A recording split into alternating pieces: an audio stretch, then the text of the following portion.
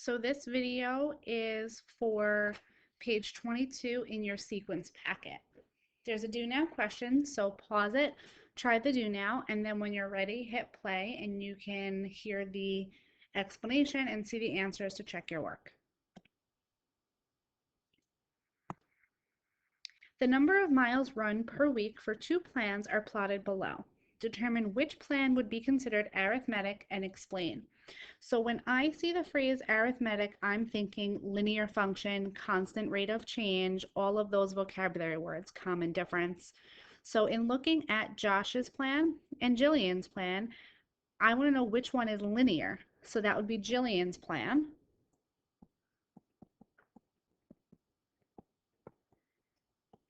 And that's my explanation because it is linear.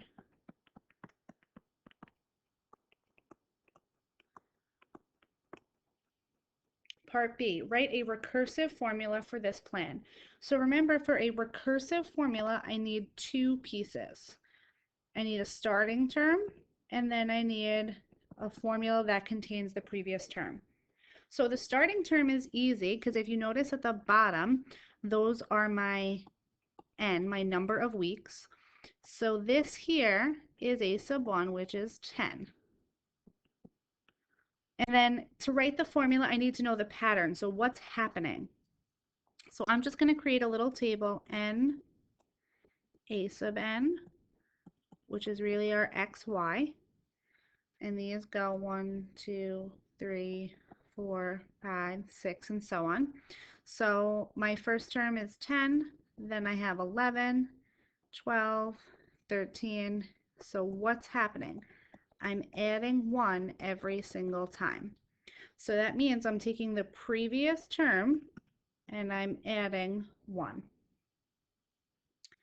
Part C, write an explicit formula for this plan. So an explicit formula comes from the reference sheet, and I know that it's arithmetic, so I'm going to copy down that formula from the reference sheet. And I'm going to plug in what I know. A1 is 10. N stays in the formula, it's like your X, and D is your common difference. So what you're changing by every single time, that's your common difference, or D. So this question did not say simplest form, so you could leave it just like this, or you can write it without the times 1, or if you want, you can simplify it, and if you simplify it, it would look like this, AN equals N plus 9. Okay, but you don't have to go that far because it did not say simplest radical form. Sorry, not simplest radical form, simplest form. So our target for today is at the end of 42 minutes, I can determine the missing terms of an arithmetic or geometric sequence. So I have 3 sequences here for you, and I want you to find the missing terms in each of the following arithmetic sequences. Okay, keep that in mind. They have to be arithmetic, which means they have to have an adding or subtracting pattern. So I'd like you to pause, try each of these, and then we're going to go over the answers and a systematic way to find it.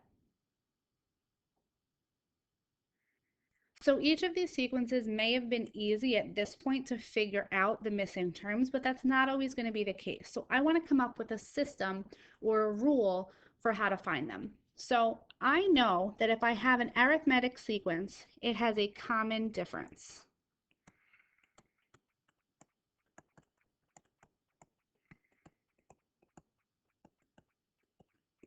So that means I'm adding to get to my blank spot, and then I'm adding that same number to get to 14. So that means I have 2 plus D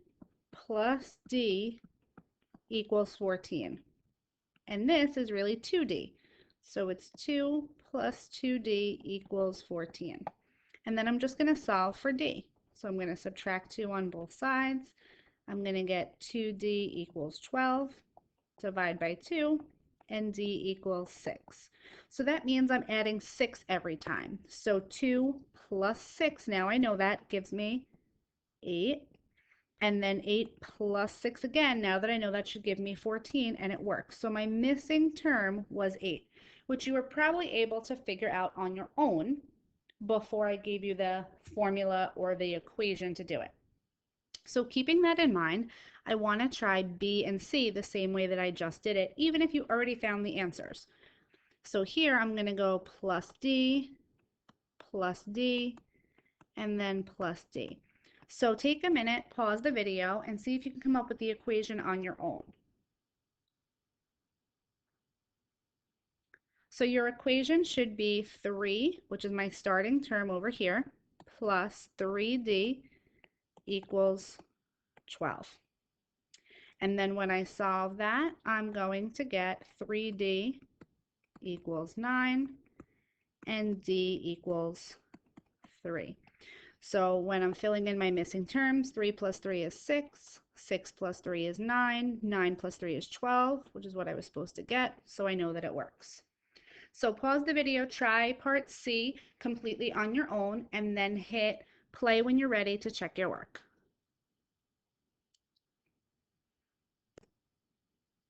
So hopefully when you did it, you got D equals 5, which means that I'm adding 5 every time. So if I'm going to fill in my missing terms, 4 plus 5 is 9, 9 plus 5 is 14, 14 plus 5 is 19, and then 19 plus 5 gives me 24. So my missing terms were 9, 14, and 19. So let's take a look at an example. Example 1. Given the fourth term in an arithmetic sequence is 18, so that means A4 equals 18. And the seventh term, A7, is 42. Find the fifth and sixth terms. So I'm going to set it up the exact same way it was set up before. I'm going to have my fourth term, my fifth term, my sixth term, and my seventh term with blank spaces. I'm going to fill in what I know. The fourth term is 18. The seventh term is 42. And now I'm going to put my little loops for my adding. So that means my formula or my equation in this question is going to be 18, which is what I'm starting with, plus 3D equals 42. So I'm going to subtract 18 on both sides. Basic solving of an equation here. 3D is equal to 24. Divide by 3. We're going to get D equals 8. But the question specifically asked for the fifth and sixth term, so I'm going to go back and fill it in. I have 18. 18 plus 8, I now know, gives me 26. Plus 8 again is going to give me 34. And I just want to check it. If I add 8 again, I'm going to get 42. So A5 was 26, and A6 was 34. They were my two terms that they were looking for. So example 2 says, given an arithmetic sequence with a second term of 10 and a 10th term of 40, find the third, fourth, fifth, and sixth terms. So hopefully by now you've figured out what you need to do. Hit pause and give this one a try on your own. And when you're ready, hit play to check your answer.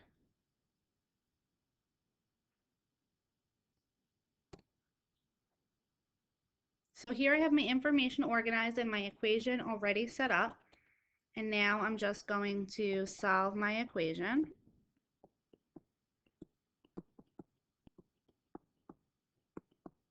To get a common difference of 6, which means I'm going to go back and add 6 every single time.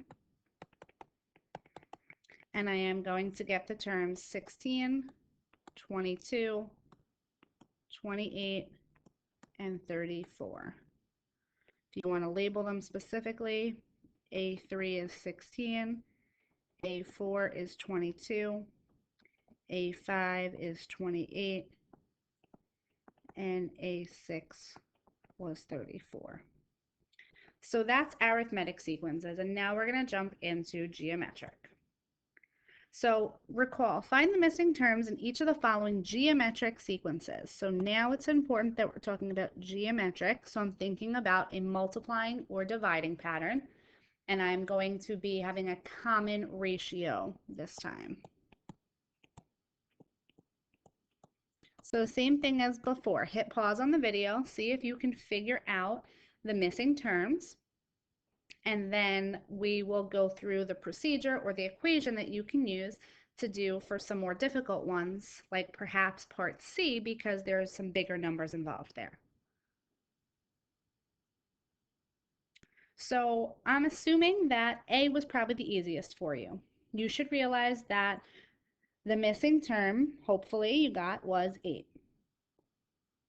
But actually, I'm going to change it on you because it's not just 8. It can be a positive 8 or a negative 8, and I'm going to show you why. So remember, like we did before, I know that I am multiplying this time instead of adding. I'm multiplying by my common ratio. So I'm going to set up my equation. 4, which is what I'm starting with over here, times r is supposed to give me 16. And r times r can be abbreviated or shortened to be r squared. And now I'm going to solve. So I'm going to divide both sides by 4. We're going to get r squared equals 4. And then you should know that I'm going to square root both sides. But remember, whenever we square root, we get a plus and a minus 2. So that means that I could multiply by a positive 2 or a negative 2. If I multiply by a positive 2, I'll get 8. If I multiply by a negative 2, I will get negative 8. Because 4 times negative 2 gives me negative 8. Negative 8 times negative 2 gives me a positive 16. So in this case, it's plus or minus. So let's try part B using the same idea. Times r, times r, times r. So I have 3r times r times r, which is r to the third, equals 192. And now I'm going to solve. I'm going to divide both sides by 3. We're going to get r cubed equals 64. And now I'm going to take the cube root of both sides, and I'm going to get r equals 4. But remember, I don't have a plus or minus this time. It's only a positive. The only time we have a plus or minus is when we take even roots. So I have my missing terms. If I go back, 3 times 4 gives me 12. Times 4 again gives me 48. Times 4 again gives me 192. I'm going to erase it after, but I just want to show you what would happen if you did try multiplying by a negative 4. 3 times negative 4 would give me negative 12. Times negative 4 would give me a positive 48. And then times negative 4 would give me a negative 192, which doesn't match. So that's why, in this case, it's only a positive value. I'm just going to erase this, though, so you don't get confused. And then I'd like you to try part C, pause the video, and give it a try on your own this time using the same method. And then you're going to hit play to check your work. So when you're solving this, I have my equation set up and I solved. I got to this step here of r to the fourth equals 625. Remember that you can raise each side, you can take the fourth root of each side, or you can raise it to the reciprocal power. So I can raise this to the 1/4 and raise that to the 1/4 as well. So either of these will give you your answer of your common ratio of 5. And remember that it's an even root because it's the fourth root, so it's plus or minus 5. So that means that if I'm going back to fill in my missing terms, I have plus or minus 25. I have a positive 125, and I have plus or minus 625. Notice how every other is strictly positive, okay? This 125 here has to be a positive because regardless of the previous term, it's always going to end up being a positive. So let's take a look at an example. Example 3. In a geometric sequence, the first term is 30, and the fifth term is 2,430. Find the common ratio r. So this time I actually don't need to find the missing terms. I just need to find the common ratio. So I'm going to set up my blank spaces. My first term is 30. I don't know my second, my third, my fourth, but I do know that my fifth term is 2430. I'm going to set up my loops with my multiplication of my common ratio so I can do my equation. I'm starting with 30. I have 1, 2, 3, 4, so it's r to the fourth equals 2,430, and then I'm going to solve. Divide both sides by 30. R to the fourth equals 81, and then I can raise this to the 1/4 power, and I'm going to get r equals 3.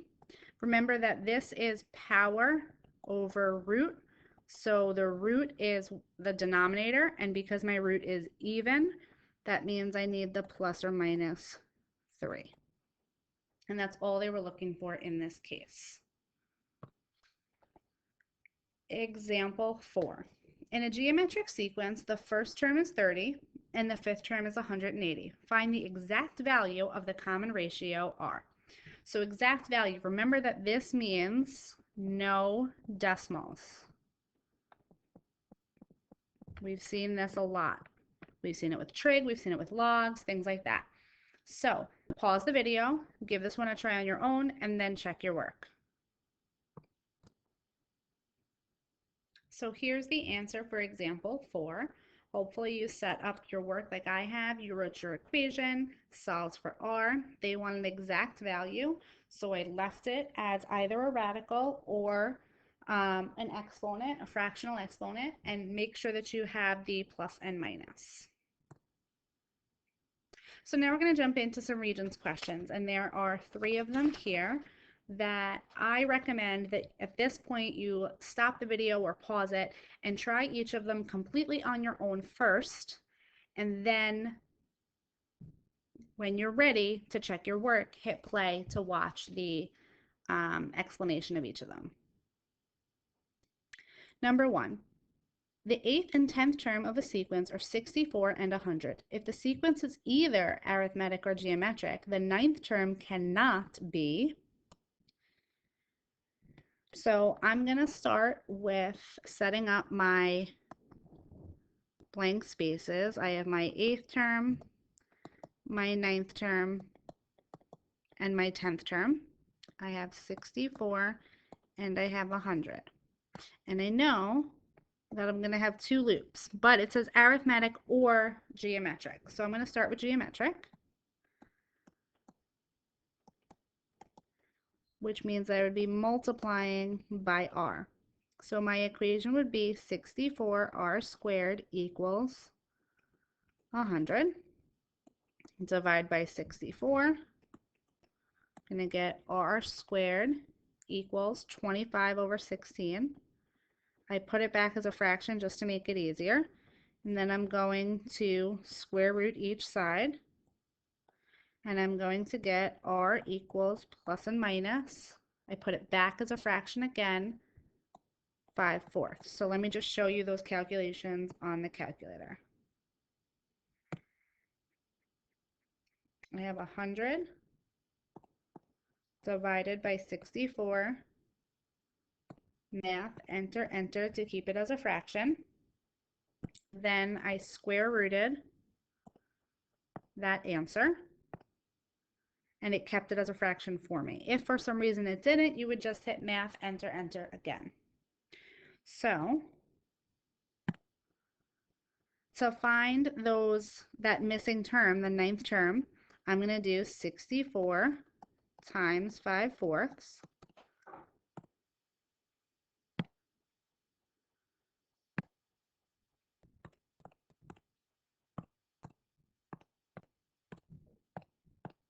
And I'm going to get 80, which means that if I did 64 times negative 5/4, I would get negative 80. So this is plus or minus 80, which means it's not choice 2 and it's not choice 3. So now I want to do it for arithmetic. So I'm just going to erase my work up here so I can fill this in with an arithmetic pattern, which I wanted to do in a different color. There we go. This time I would be adding. So I just want to move this out of the way over here. Okay. So let's do arithmetic over here. So my equation for arithmetic is similar, starting with 64, but this time I'm adding 2d, and it's going to equal 100. So I'm going to subtract 64 on both sides. We're going to get 2d equals 36. Divide by 2, so d equals 18, which means I have to do 64 plus 18, which is going to give me 82 as my ninth term. So which one could not be true? Choice 1. Number 2. When a ball bounces, the heights of consecutive bounces form a geometric sequence, so that's important.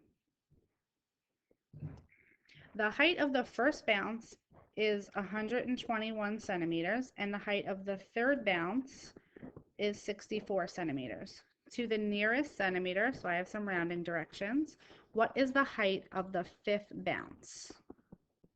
So if I had my common ratio, I could plug into the formula an equals a1r to the n minus 1, because I would be looking for the fifth term. I would plug in 121, and then I would have an exponent of 5 minus 1. But right now, I don't know what that common ratio is. So I have to find it, and I'm going to find it using the same method that we did before. So my first term is 121. I don't know my second, but I know that my third is 64. So that means that I can set up my equation of 121 r squared equals 64. And now I'm going to solve. I'm going to divide both sides by 121. So I'm going to go to my calculator. 64 divided by 121. I get a decimal, so I'm going to hit math, enter, enter to keep it, which is the same, 64 over 121. That's fine. And now I'm going to square root both sides, and I'm going to get r equals plus or minus square root, copy my answer, 8 over 11. Now, technically it's plus or minus, but you have to think about the context of this problem. In this problem, I'm talking about bouncing a ball, so I can't have negative centimeters, so it's going to be a positive 8 over 11. And now I can plug right into this formula using my new common ratio that I found. So back to my calculator. 121. Copy my answer to the power of 5 minus 1. 33.8512 and so on.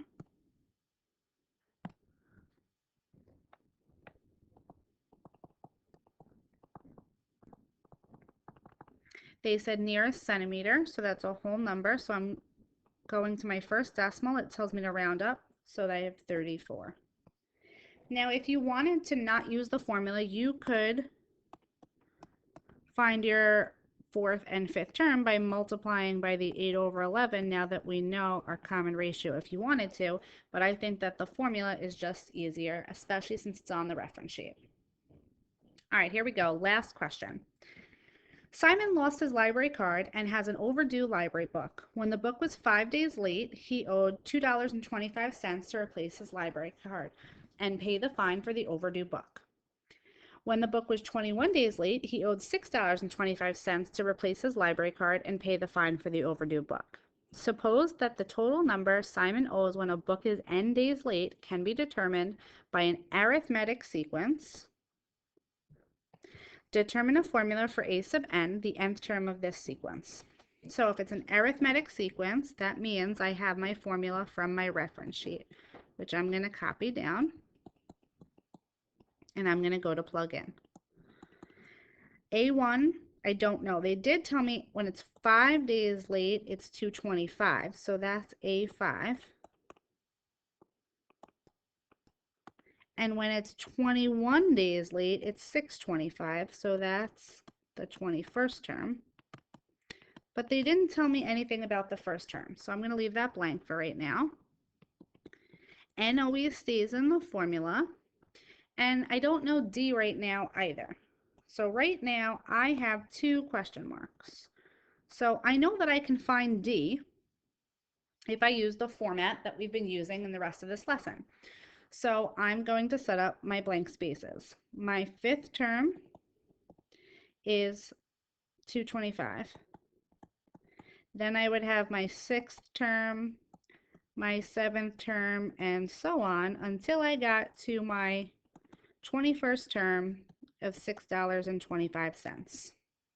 So your formula, when I'm doing all of my loops for my plus D, since I have a common difference because it's an arithmetic sequence, is 225 plus 16D equals 625. Now, how did I get that 16?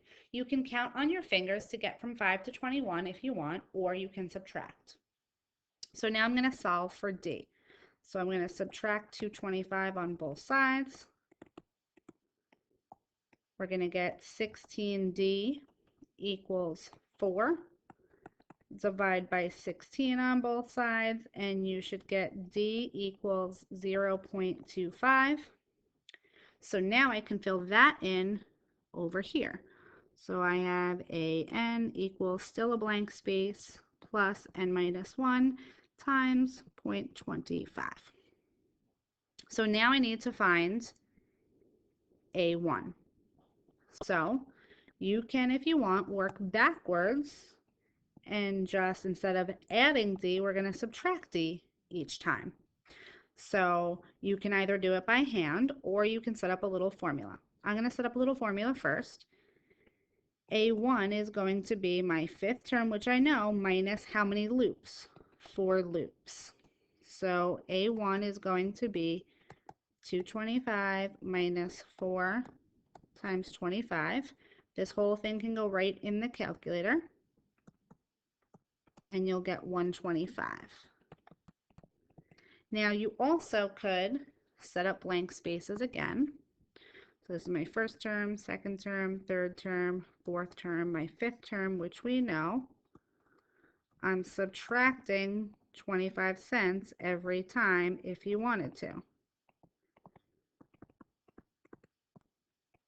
If you prefer this method, just because it makes more sense to you, that's fine.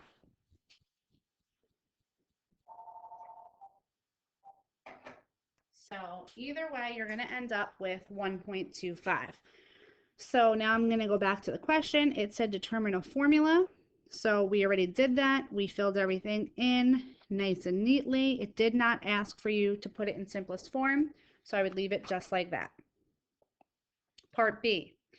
Use the formula to determine the amount of money in dollars Simon needs to pay when the book is 60 days late.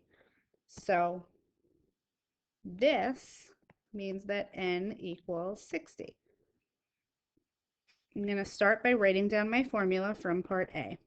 An equals 1.25 plus n minus 1 times 0.25. And now I'm just going to plug in n equals 60.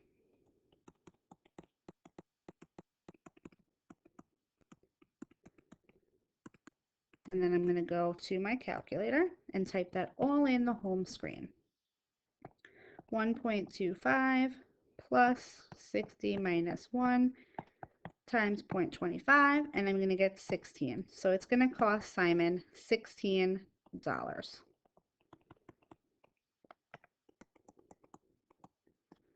Okay, so hopefully this made sense. Hopefully you tried these on your own and got them all correct.